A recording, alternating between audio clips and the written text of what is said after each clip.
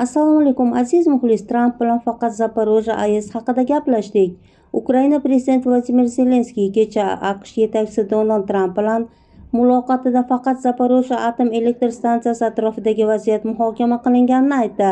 Masala faqat vaqtinchalik ishg'ol ostida bo'lgan stansiyaga tegishli edi. Stansiya ishlamayapti, chunki Rossiya uni butunlay noqonuniy ishlab turibdi, dedi Ukraina rahbari. Zelenskiyning so'zlariga ko'ra, suhbat davomida Ukraina bu stansiyani qayta tiklashga qodirmi degan savol qaytarilgan.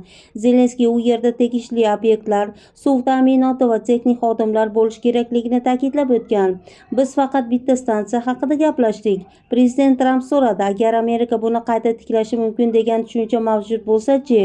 Men unga aytdim, ha, agar uni modernizatsiya qilish mumkin bo'lsa, biz siz bilan muhokama qilishga tayyormiz.